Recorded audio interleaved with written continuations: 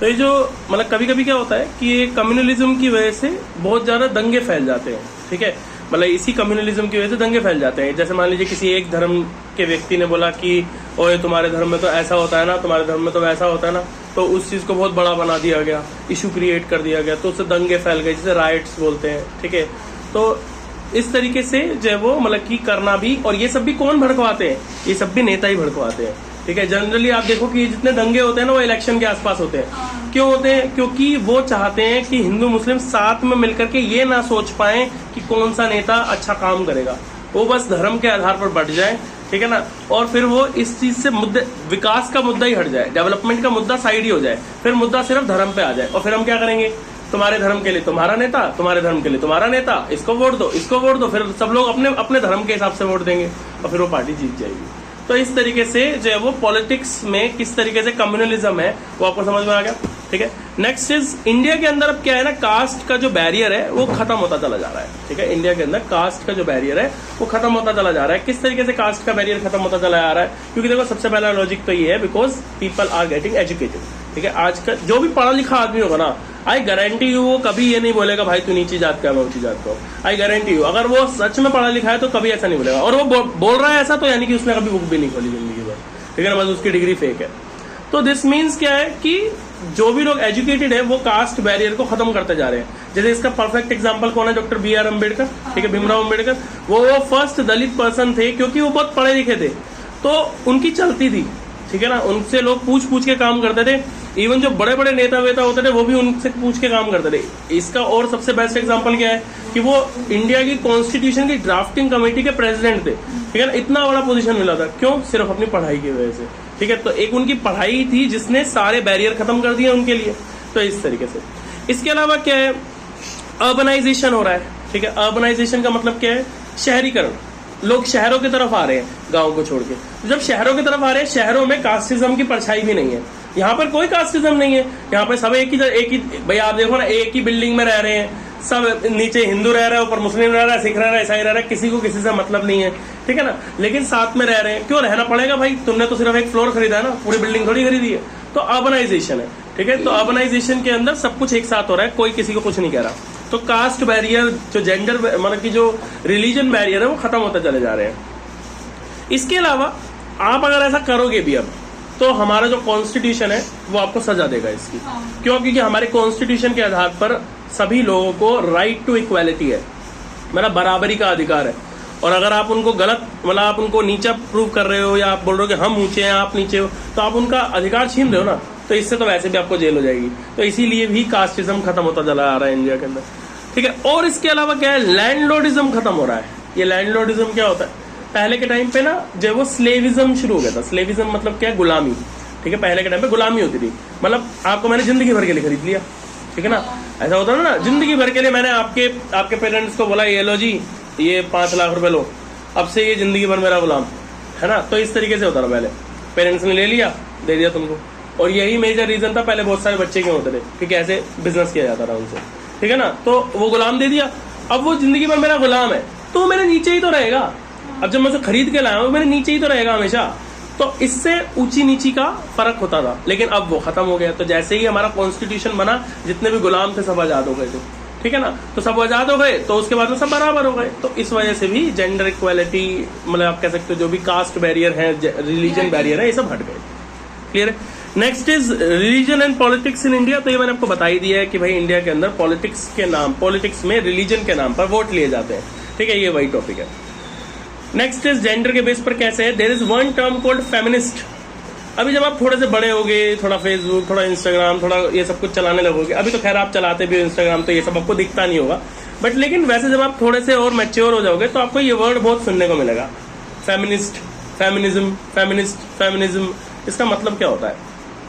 Feminist वो lady को बोला जाता है, ठीक है, जो क्या करती है, जो ये बोलती है कि मेरे पास भी उतने ही राइट्स हैं जितने कि एक मैन के पास है, ठीक है। जब आप किसी इंसान को या अपने पेरेंट्स को या किसी को भी ये बोलते हो ना कि मेरे पास भी उतने ही राइट्स हैं जितने आपके पास हैं, ठीक है, और मैं आपसे बिल्कुल कम नहीं हूं, तो आप एक फेमिनिस्ट हो। समझ में आया? ठीक है, उसे फेमिनिस्ट बोलते हैं। और फेमिनिज्म क्या है? फेमिनिज्म जो है वो मूवमेंट है जिसमें आप और लेडीज को और लड़कियों को ये समझाते हो कि भाई तुम किसी से कम नहीं हो, दबने की जरूरत नहीं है, ठीक है, किसी के आगे झुकने की जरूरत नहीं है, तुम्हारे पास भी सरकार उतने ही अधिकार देती है जितने की किसी दूसरे के पास में, ठीक है ना, मतलब कि तुम मेन से नीचे नहीं हो। तो जब आप ये चीज लोगों को सिखाते हो, इसको फेमिनिज्म बोलते हैं, नारीवाद, ठीक है। इसके अलावा क्या है, अब आप जितना मर्जी नारीवाद नारीवाद फेमिनिज्म करते रहो, लेकिन इंडिया के अंदर आज भी जो है वो कास्ट मतलब कि जेंडर के बेस पर डिस्क्रिमिनेशन होता है, ठीक है। कैसे डिस्क्रिमिनेशन होता है? अब आप ही हो, ठीक है, अब आपका भाई होगा तो भले ही वो रात को 11 बजे घर आता हो, ठीक है, उसको इतनी डांट नहीं पड़ती होगी जितना आपको 9 बजे आने पे पड़ती होगी, है कि नहीं? तो दिस इज सिंपल, ठीक है, ऐसा होता है तो होता है। तो ये क्या है? ये एक तरीके से जेंडर के बेस पर डिस्क्रिमिनेशन ही तो है, ठीक है ना। इसके अलावा मैं आपको बताता हूँ, जितने भी मेहनत वाले काम है जिसमें हाथ पांव से मेहनत लगती है, उसके अंदर है जितने भी मेहनत वाले काम है, जैसे मैं आपको बताता हूँ, जैसे ये लेबर्स होते हैं, ठीक है, तो अब देखो लेंटर डालने आती है, लेबर होती है, लेडीज लेबर होती है उसके अंदर, है ना। तो वो जो लेडीज लेबर होती है और जो उसमें जेंट्स लेबर होते हैं, उनकी दिहाड़ी अलग अलग होती है, जबकि दोनों काम तो सेम कर रहे हैं, है ना। काम दोनों वही बोझा उठाने का कर रहे हैं, ईट सीमेंट रोड़ी ये सब कुछ एक जगह से दूसरी जगह ले जाने का काम कर रहे हैं, लेकिन फिर भी जो वहां पर फीमेल्स होती हैं उनको कम पैसे मिलते हैं, दिहाड़ी मिलती है, कम वेज मिलती है मेंस के अकॉर्डिंग, क्योंकि ये माना जाता है कि जो मेन है वो ज्यादा स्ट्रेंथ वर्क कर सकते हैं, ज्यादा मेहनत कर सकते हैं फीमेल्स के मुकाबले, ऐसा माना जाता है, ठीक है ना। तो this is against the concept of what? Feminism. Feminism के खिलाफ हुआ ना ये चीज, लेकिन इंडिया में होता है ऐसा। इसके अलावा आप देखो, हमारा जो कॉन्स्टिट्यूशन है वो बोलता है कि किसी भी मतलब हमारे सरकार के अंदर जो कोई भी सरकार बनेगी उसमें लगभग 33% जो रिजर्वेशन है वो वुमेन्स के लिए की गई है, ठीक है, 33% जो रिजर्वेशन है वो वुमेन्स के लिए की गई है। लेकिन फिर भी 2019 के इलेक्शन हुए थे, उसके अंदर सिर्फ 14% ही फीमेल्स हैं टोटल, मतलब कि आप कह सकते हो कि लोकसभा के अंदर, लोकसभा के 545 मेंबर्स होते हैं ना, उसमें सिर्फ 14-15% ही फीमेल्स हैं, बाकी सब मेल्स हैं, ठीक है। क्यों? क्योंकि पार्टिसिपेशन उतना आ नहीं रहा है, ठीक है, उतना वुमेन्स आगे बढ़ चढ़ के भाग ले नहीं रही है। इसके अलावा क्या है? इसके अलावा एक और पॉइंट है कि पुरुष प्रधान समाज, ठीक है, मेल डोमिनेटिंग सोसाइटी में रहते हैं हम लोग। मेल डोमिनेटिंग सोसाइटी का मतलब क्या है? आज अगर कोई इंपॉर्टेंट डिसीजन लेना है तो वो आपके पापा लेते हैं, आपकी मम्मी नहीं, ठीक है ना।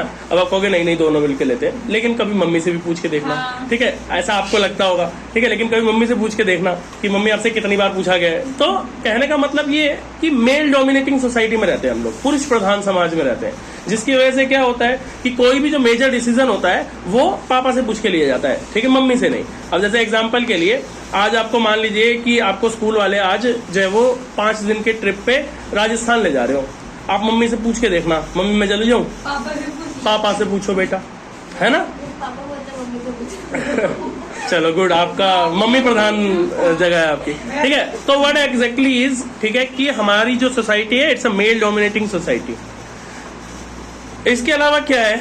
इसके अलावा इसका एक बड़ा रीजन ये है कि अगर हम अपने पैट्रियार्की की देखें, पैट्रियार्की मतलब अपने जब वो ये देखें कि हमारे को जब स्वतंत्रता मिल रही थी, हमारे को जब आजादी मिल रही थी, तो उसमें मेजर कंट्रीब्यूशन किसका था? तो उसमें मेजर कंट्रीब्यूशन मेंस का था।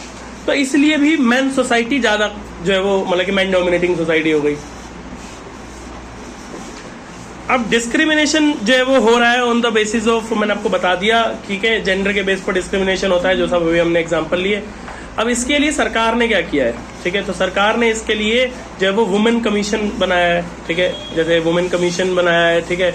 इसके अलावा जैसे और क्या होता है, और इसके अलावा सरकार ने क्या किया है, सरकार ने सेक्स रेशियो पर काम किया है। सेक्स रेशियो पर काम करने का मतलब क्या है कि सेक्स रेशियो बराबर हो सके, बराबर नंबर ऑफ मेल और फीमेल हो सके, उसके लिए सरकार ने काम किया है। तो आपको एक एग्जांपल देता हूँ, इंडिया में हर 1000 फीमेल्स पर सिर्फ, मतलब हर 1000 मेल्स पर सिर्फ 940 फीमेल्स है। मतलब बात समझ में आई? अगर मैं ऐसे देखूं कि सिर्फ मान लीजिए कि इंडिया में सिर्फ 1000 ही मेल्स हैं, तो उसके मुकाबले में 1000 फीमेल्स भी होनी चाहिए थी ना, लेकिन सिर्फ 940 फीमेल्स है। क्यों? इसके पीछे का कारण क्या है? इसके पीछे का कारण है भ्रूण हत्या, ठीक है, मतलब कि कन्या भ्रूण हत्या, ठीक है, फीमेल फ्योटिसाइड, ठीक है, मतलब क्या है कि गर्भ में ही जो है वो फीमेल को मरवा दिया जाता है। तो इसके लिए सरकार ने क्या किया? इसके लिए सरकार ने पास किया NDPT एक्ट, ठीक है। ये एनडीडीपी या फिर एनडीपीडी में जो भी अभी कंफर्म कर दूंगा आपको देख के। तो ये जो एक्ट है इसके अंदर क्या होता है, इसके अंदर होता है नॉन डिस्क्लोजर, ठीक है, ऑफ फीटस। मतलब क्या है कि आपने अगर पूछ भी लिया ना कि मुझे बता दीजिए कि ये जो होने वाला बच्चा है वो मेल है या फीमेल है, तो पूछने पे आपको जेल हो जाएगी, ठीक है। मतलब करवाना तो बहुत दूर की बात है, पूछने पर भी आपको जेल हो सकती है, ठीक है ना। तो इसीलिए ये किया है ताकि जेंडर डिस्क्रिमिनेशन कम हो, ठीक है, और फीमेल्स का कंट्रीब्यूशन बढ़े समाज में। So that's all about this chapter. If you have any doubt you can ask us in the comment section. Thank you so much.